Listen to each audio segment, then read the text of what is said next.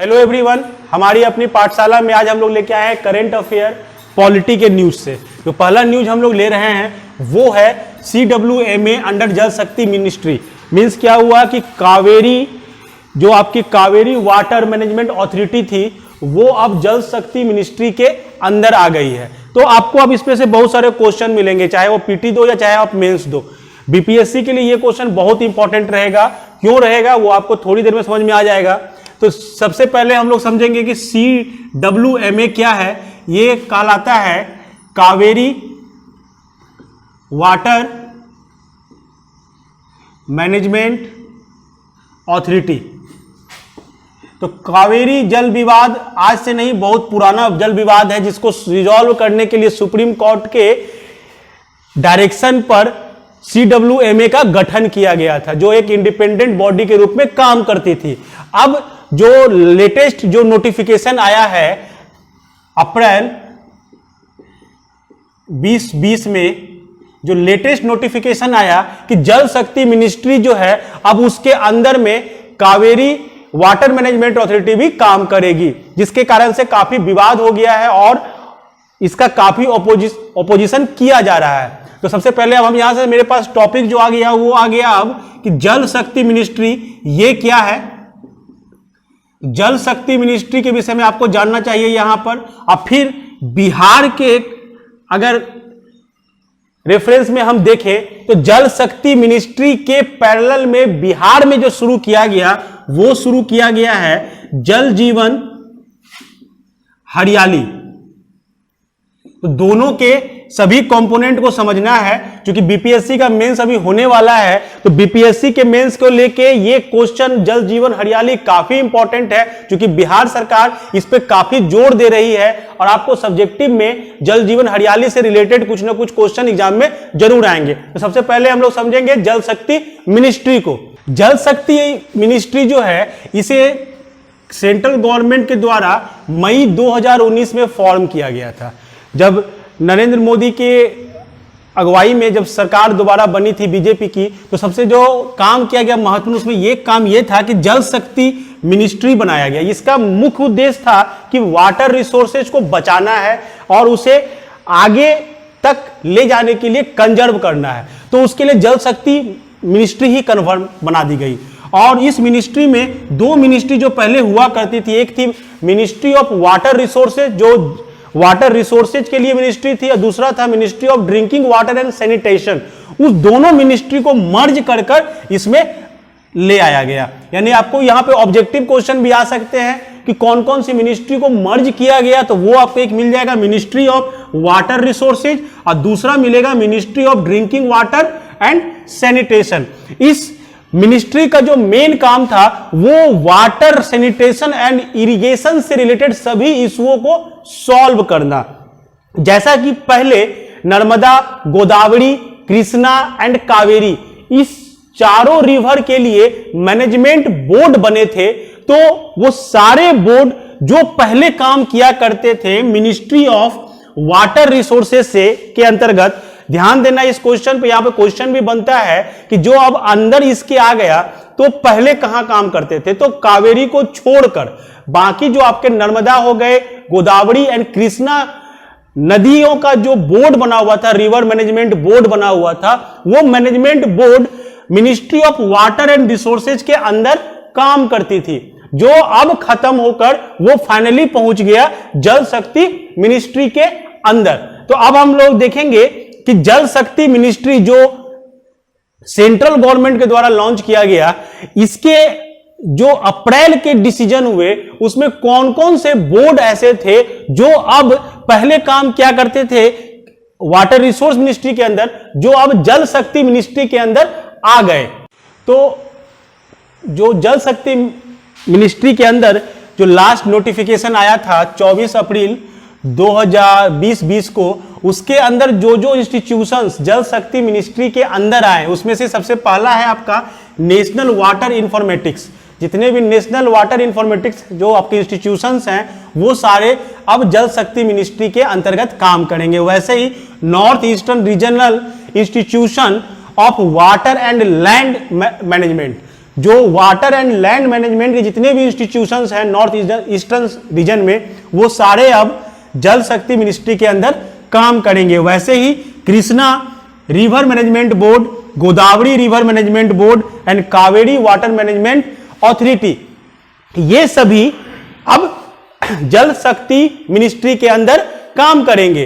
तो विवाद कहां से शुरू हुआ? विवाद का जड़ क्या था? जैसे कि कृष्णा मैनेजमेंट आपका रिवर मैनेजमेंट बोर्ड है या गोदावरी रिवर मैनेजमेंट बोर्ड है, इन दोनों के विवाद नहीं हुआ, बट विवाद का जो मेन शुरुआत हुआ वो हुआ कावेरी वाटर मैनेजमेंट अथॉरिटी के द्वारा। कि कावेरी वाटर मैनेजमेंट अथॉरिटी जो थी वो उसने अपोज किया कि हम जल शक्ति मिनिस्ट्री के अंदर काम नहीं करेंगे। कारण क्या था? कारण यह था कि ये दोनों जो रिवर बोर्ड मैनेजमेंट बोर्ड बना, ये पहले से ही वाटर रिसोर्सेज मिनिस्ट्री के अंदर काम कर रही थी और ये उसके अंदर ही काम करती थी। But Kaveri water management authority का जो गठन हुआ था वो गठन किसी मिनिस्ट्री के अंदर ना होकर सुप्रीम कोर्ट के डायरेक्शन के कारण अलग से एक इंडिपेंडेंट बॉडी बनाया गया था। और वो इंडिपेंडेंट बॉडी को इस तरीके से बनाया गया था कि वो इंडिपेंडेंट बॉडी के जो भी लोग वहां पे काम करेंगे उसकी सैलरी वगैरह जो रिवर बेसिन के स्टेट हैं, चाहे वो तमिलनाडु हो, कर्नाटका हो, केरला हो या पुदुचेरी हो, ये उसी स्टेट के द्वारा उसका सैलरी वगैरह दिया जाएगा और इसको सेंट्रल से मतलब नहीं रहेगा। लेकिन जैसे ही ये जल शक्ति मिनिस्ट्री के अंदर आ गई तो अब ये डायरेक्टली सेंट्रल गवर्नमेंट के अधीन काम करने वाली एक एजेंसी बन जाएगी, जिस कारण से इस पर विवाद हो रहा है। अब हम समझेंगे कि बिहार के एस्पेक्ट में जल शक्ति मिनिस्ट्री का क्या रोल है। तो बिहार के द्वारा जल शक्ति मिनिस्ट्री की जगह जल जीवन हरियाली नाम से एक अभियान शुरुआत किया गया। जल जीवन हरियाली, ये आपके बीपीएससी मेंस के लिए इंपॉर्टेंट होंगे, क्वेश्चन में ये रहेंगे आपको।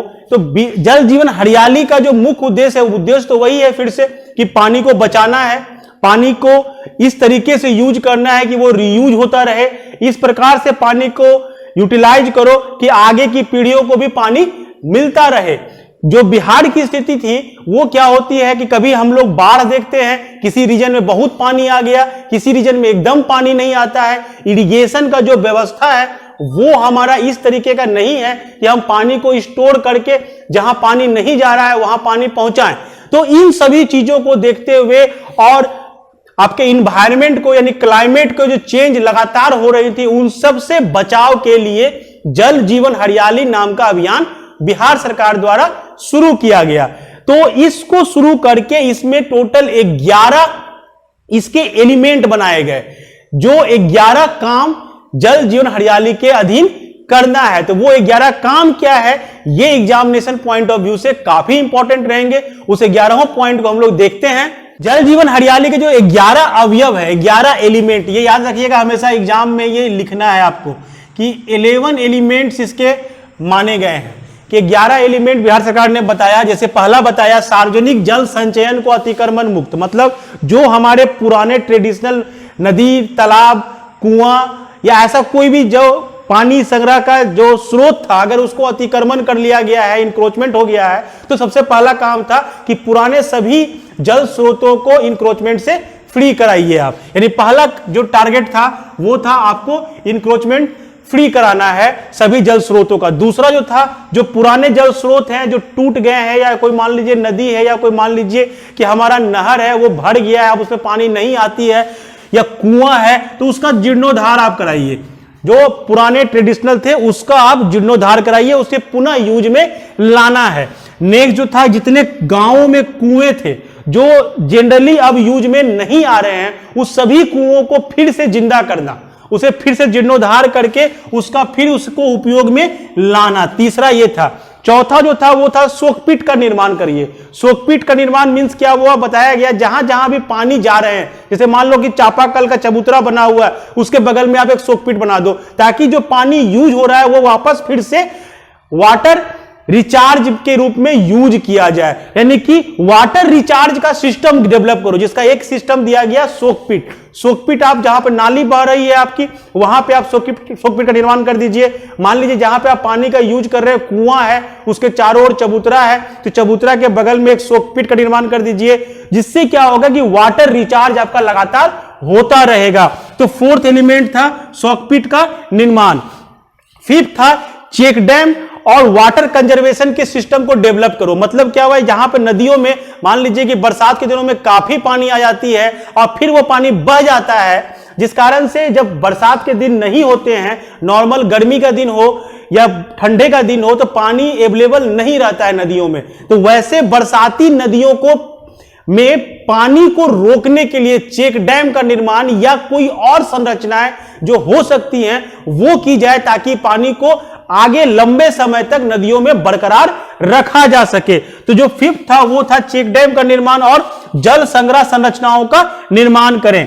सिक्स्थ जो था वो था नए जल स्रोतों का निर्माण करें। मतलब क्या हुआ कि नए तालाबों का निर्माण करें, नए आहर का निर्माण करें, नए पैन का निर्माण करें। तो जहां जहां पॉसिबिलिटीज थी वहां वहां नए वाटर सोर्सेज का निर्माण करना।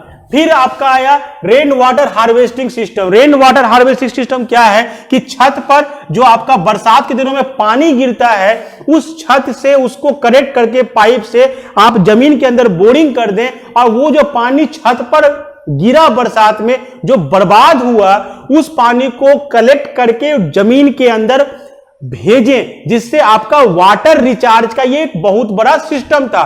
तो स्टार्टिंग में सरकार के द्वारा फैसला किया गया कि जितने सरकारी बिल्डिंग है, जितने गवर्नमेंट के बिल्डिंग है, चाहे वो स्कूल हो, चाहे वो गवर्नमेंट का कोई ऑफिस हो, हर जगह रेन वाटर हार्वेस्टिंग सिस्टम को डेवलप किया जाए, जिससे वाटर रिचार्ज जो हमारा होता है वो अधिक से अधिक हो सके। नेक्स्ट आया 8 नंबर पे आपका वृक्षारोपण, कि आपको फॉरेस्टिंग करनी है। फॉरेस्टिंग का मतलब क्या होता है कि एकदम डेंस रूप में आपको पेड़ लगाने हैं, तो अधिक से अधिक संख्या में पेड़ लगाना है। जो करंट इसमें अपडेट है वो है कि जो अभी नेक्स्ट हमारा अर्थ डे आ रहा है, उस दिन पूरे बिहार में 11 करोड़ पेड़ लगने वाले हैं। नेक्स्ट यूज किया गया ड्रिप इरिगेशन का यूज करना। मतलब जो खेती होती है, जब खेती हम लोग करते हैं तो सबसे अधिक पानी का यूज उसी समय होता है। तो इसको मिनिमाइज करने के लिए, यानी कम से कम पानी में आप अधिक से अधिक खेती कर ले, इसके लिए ड्रिप इरिगेशन का उपयोग करने पर जोर दिया जा रहा है। ड्रिप इरिगेशन मींस क्या होता है कि जहां पर आपको फसल लगानी है वहीं पर ड्रिप के द्वारा पानी आपको डाला जाता है। तो वो ड्रिप इरिगेशन का उपयोग करने पर काफी जोर दिया जा रहा है, जिससे पानी का यूज कम से कम किया जाए उतने ही फसल को उपजाने के लिए। लास्ट अब नेक्स्ट आपका है सोलर एनर्जी, कि आप बिजली जो ट्रेडिशनल आपका इलेक्ट्रिसिटी है उसका उपयोग कम से कम करें और सोलर एनर्जी का मैक्सिमम यूज करें। जो डिसीजन लिया गया उसमें लिया गया कि जितने भी सरकारी आपके गवर्नमेंट के बिल्डिंग्स हैं सभी पर सोलर प्लेट के द्वारा सोलर एनर्जी जनरेट किया जाए और उस कार्यालय में उसी सोलर एनर्जी से इलेक्ट्रिसिटी प्रोड्यूस करके ऑफिस का काम किया जा सके। और लास्ट है इसका प्रचार एंड प्रसार, कि आपको इस योजना, इस अभियान को अधिक से अधिक लोगों तक पहुंचाना है। तो ये था जल जीवन हरियाली। अब हम लोग देखेंगे next news current affair polity में। जो नेक्स्ट न्यूज है हमारा करंट अफेयर में वो है के वेणुगोपाल को अटॉर्नी जनरल ऑफ इंडिया फिर से अपॉइंट किया गया। तो न्यूज बना हमारा के वेणुगोपाल, ये हमारे देश के अटॉर्नी जनरल कहलाए। तो क्वेश्चन उठता है कि अटॉर्नी जनरल अगर ये थे तो इनके पहले कौन थे? तो इनके पहले भी ये खुद ही थे, यानी 30 जून 2020 तक यही थे। और 1 जुलाई 2020 से ये 30 जून 2021 तक के लिए भारत के अटॉर्नी जनरल नियुक्त किए गए, इनके टेन्यूर को एक्सटेंड किया गया। इनसे जो पहले थे वो थे मुकुल रोहतगी, जो 30 जून 2017 में अपने पद से हटे थे, यानी 18 से के वेणुगोपाल जो है वो अटॉर्नी जनरल ऑफ इंडिया के पद पर काबिज है। ये हमारे लिए पीटी के क्वेश्चन अगर मिलाएं तो ये 15वां है, यानी 15th attorney general of India है। तो इनसे रिलेटेड और जो आपको टर्म मिलेंगे जैसे के वेणुगोपाल, इनके बारे में थोड़ी जानकारी जरूरी है। इन्हें पद्म विभूषण से भी नवाजा गया है और पद्म भूषण भी दिया गया। 2002 में इन्हें पद्म भूषण दिया गया था और 2015 में इन्हें पद्म विभूषण से भी नवाजा गया था। जो भूटान का जो कॉन्स्टिट्यूशन फॉर्म हुआ, तो भूटान के कॉन्स्टिट्यूशन फॉर्म में ये कॉन्स्टिट्यूशनल एडवाइजर के रूप में भी रॉयल गवर्नमेंट ऑफ भूटान के साथ काम कर चुके हैं। यानी ये उसके भूटान के कॉन्स्टिट्यूशन के फॉर्मेशन में एज ए एडवाइजर इन्होंने काम किया है। अब थोड़ा सा जाओ इसमें पॉलिटी को रिलेटेड लेके कि अटॉर्नी जनरल ऑफ इंडिया के विषय में आपको जानना चाहिए। जैसे ये कौन से आर्टिकल से आपको ये टर्म मिलता है, तो आर्टिकल नंबर 76 पार्ट जो है कॉन्स्टिट्यूशन का फिफ्थ पार्ट आर्टिकल 76 में अटॉर्नी जनरल ऑफ इंडिया के पद का विवरण दिया गया है। अपॉइंटिंग अथॉरिटी जो होते हैं वो होते हैं इसके लिए the president of India. The president of India he attorney general of India को अपॉइंट करते हैं। अगर इसके क्वालिफिकेशन की बात की जाए तो जो इनका क्वालिफिकेशन होगा एज पर जस्टिस ऑफ सुप्रीम कोर्ट, यानी सुप्रीम कोर्ट के जस्टिस के लिए जो भी क्वालिफिकेशन होंगे वो सभी अटॉर्नी जनरल ऑफ इंडिया के लिए होंगे। अगर बात करो इनके टेन्यूर का, कि इनका टेन्यूर कितना का होता है, कितने दिनों के लिए ये बनते हैं, तो टेन्यूर डिफाइन नहीं है। यानी आपके कॉन्स्टिट्यूशन में इनके टेन्यूर को डिफाइन नहीं किया गया है। ये राष्ट्रपति के मर्जी पर रहते हैं, जितने दिनों के लिए राष्ट्रपति चाहेंगे उतने दिनों के लिए ये बने रहेंगे अपने पद पर। वैसे ही अगर बात किया जाए इनके सैलरी की, तो सैलरी भी इनका डिफाइन नहीं है। ये राष्ट्रपति जी के मर्जी पे होता है इन्हें कितनी सैलरी दी जाए। आर्टिकल 143 जो आपके प्रेसिडेंट के पावर में इंक्लूडेड है, तो आर्टिकल 143 में प्रोविजन है या आर्टिकल 143 इंपावर करता है अटॉर्नी जनरल ऑफ इंडिया को कि वो सुप्रीम कोर्ट में गवर्नमेंट ऑफ इंडिया को रिप्रेजेंट करे। यानी आर्टिकल 43 आपको अटॉर्नी जनरल ऑफ इंडिया से इंपॉर्टेंट रहेंगे, आर्टिकल 76 इंपॉर्टेंट रहेंगे, और ये इंपॉर्टेंट रहेगा कि आपका जो अपॉइंटिंग अथॉरिटी है वो कौन है, वेणुगोपाल कौन है, इन्हें कौन कौन सा प्राइज मिल चुका है, ये कितने नंबर पर आते हैं अटॉर्नी जनरल ऑफ इंडिया से। तो ये आपका था second news, attorney general of India के वेणुगोपाल। अब हम देखेंगे तीसरा को। जो थर्ड न्यूज लिए हमने वो लिए हैं बिहार से ही। Bihar state human right commission के चेयरमैन के पद पर जस्टिस विनोद कुमार सिन्हा जी को अपॉइंट किया गया है। तो ये आपको याद रखना चाहिए कि 2017 से ही ये पद खाली था और कार्यकारी अध्यक्ष द्वारा इस पद को चलाया जा रहा था। जो आप भी का जब करंट न्यूज है वो है कि retired justice Vinod Kumar Sinha was appointed as chairman of state human right commission of Bihar. तो यहां से आपको क्वेश्चन जो बनता है वो क्या क्या बनेगा कि पहला होगा कि composition of state human right commission क्या होता है, मतलब कि आपके स्टेट ह्यूमन राइट कमीशन में कौन कौन से मेंबर होंगे। तो उसमें आपको 3 मेंबर टोटल होते हैं, एक होते हैं चेयरमैन और 2 अलग अलग मेंबर्स होते हैं। जो मेंबर्स होंगे और चेयरमैन होंगे, अगर उसके क्वालिफिकेशन की बात करें, क्वालिफिकेशन अगर लेना हो तो क्वालिफिकेशन जो होता है वो चेयरमैन के लिए होता है कि वो कोई भी retired chief justice of high court हो। यानी कि चेयरमैन के लिए ये कंडीशन आता है कि retired chief justice of high court, यानी कि retired chief justice of high court जो होंगे वो इसके मेंबर और इसके चेयरमैन होंगे। और जो मेंबर्स होते हैं उसमें से एक मेंबर जो होंगे, यानी ये आपका चेयरमैन के लिए हो गया, और मेंबर्स के लिए होगा कि आपके या तो रिटायर्ड जस्टिस हो, retired justice of high court, यानी कि हाई कोर्ट के रिटायर्ड जस्टिस हो वो होंगे, या वैसे जस्टिस जिन्हें 7 साल से जो वर्क एक्सपीरियंस जिनके पास हो, जो 7 साल से काम कर रहे हैं, वर्किंग जस्टिस भी इसके मेंबर हो सकते हैं वर्किंग जस्टिस भी इसके मेंबर हो सकते हैं if he has 7 year experience. तो मेंबर्स के लिए आपको एक कंडीशन रहेगा कि वो या तो retired justice of high court रहे या working justice of high court हो विथ 7 ईयर एक्सपीरियंस। इसके साथ जो सेकंड मेंबर होंगे वो वैसे व्यक्ति हो सकते हैं जिनके पास ह्यूमन राइट का काफी नॉलेज होता हो। तो ये हुआ इनका क्वालिफिकेशन। अपॉइंट कौन करेंगे? तो अपॉइंटिंग ऑथोरिटी जो होंगे, जो अपॉइंटिंग ऑथोरिटी होंगे वो होंगे आपके स्टेट के गवर्नर।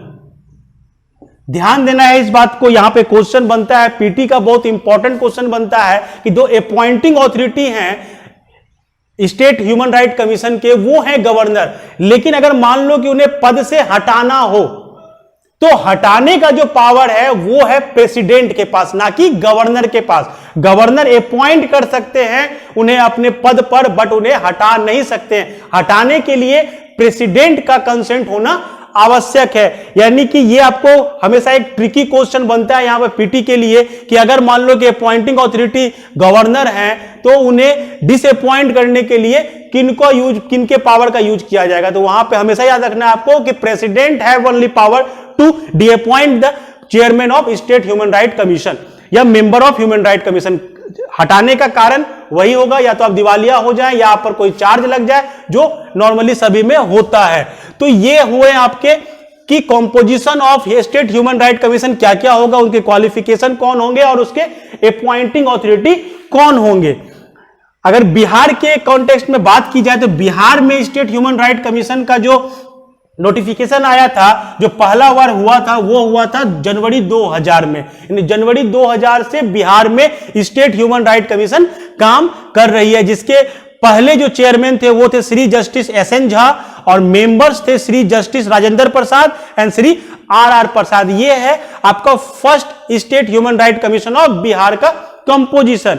अब इसमें इंपॉर्टेंट क्या है कि अगर चेयरमैन या मेंबर्स को सिलेक्ट करने या अपॉइंट करने का पावर गवर्नर के पास है, तो अपॉइंटिंग ऑथोरिटी के साथ कमिटी जो बनती, जो इन्हें अपॉइंट करती है, उसके कौन कौन से मेंबर होंगे। तो स्टेट ह्यूमन राइट कमीशन के कॉम्पोजिशन को, यानी चेयरमैन एंड मेंबर्स को जो सिलेक्ट करने या अपॉइंट करने की कमेटी बनती है, उस कमेटी को हेड करते हैं हमेशा उस स्टेट के चीफ मिनिस्टर। चीफ मिनिस्टर के अध्यक्षता में कमेटी का गठन होता है, जिसमें चीफ मिनिस्टर स्वयं बैठते हैं और जो उसके कॉन्स्टिट्यूएंट असेंबली होते हैं, असेंबली के जो स्पीकर होते हैं वो उसके मेंबर होंगे। होम मिनिस्टर ऑफ स्टेट जो होंगे वो इसके मेंबर होंगे। ओपोजिशन पार्टी के जो लीडर होंगे असेंबली में, विधानसभा में, वो भी इसके मेंबर होंगे। And chief justice of high court, उसके स्टेट के जो हाई कोर्ट के जो चीफ जस्टिस होंगे वो, यानी ये 5 मेंबर मिलके इस स्टेट ह्यूमन राइट कमीशन के मेंबर्स एंड चेयरमैन का सिलेक्शन करते हैं। अगर मान लीजिए कि उस स्टेट में काउंसिल भी हो, कॉन्स्टिट्यूएंट काउंसिल भी हो, तो स्पीकर जो होंगे असेंबली के और साथ में काउंसिल के, वो भी इसके मेंबर होंगे। और ओपोजिशन पार्टी जो काउंसिल के होंगे वो भी इसके मेंबर होंगे। यानी कि अगर आपके स्टेट में विधानसभा और विधान परिषद यानी constituent assembly and constituent council दोनों है, तो दोनों के स्पीकर और दोनों के ओपोजिशन लीडर दोनों भी मेंबर होंगे। तो ये सभी मिलकर डिसाइड करते हैं कि स्टेट ह्यूमन राइट कमीशन का मेंबर और चेयरमैन कौन होंगे, जिन्हें गवर्नर के साइन से अपॉइंट किया जाता है। अब है कि इनका टेन्यूर कितना का दिन का होता है। टेन्यूर सिंपल सा है, या तो 70 साल पूरा हो जाए उनका 70 ईयर या 5 ईयर, जो पहले आएगा उसी में। यानी मान लो कि कोई 65 के एज में या 64 के एज में चेयरमैन बन गए हैं तो वो अपना 5 साल का टेन्यूर पूरा करेंगे। लेकिन मान लीजिए कि वो 69 के एज में ही चेयरमैन बने हैं तो वो मात्र 1 साल ही इस चेयरमैन के पद पर रह सकते हैं। स्टेट ह्यूमन राइट कमीशन एक कंप्लीटली सलाह देने वाली एजेंसी है। साथ ही इसके और भी टर्म्स हैं जो हम लोग पॉलिटी में देखेंगे, तो करंट अफेयर को लेकर आपका ये सारा न्यूज आपके लिए इंपॉर्टेंट रहेगा। इसी साथ हमारे साथ बने रहें, देखते रहें हमारी अपनी पाठशाला। Thank you.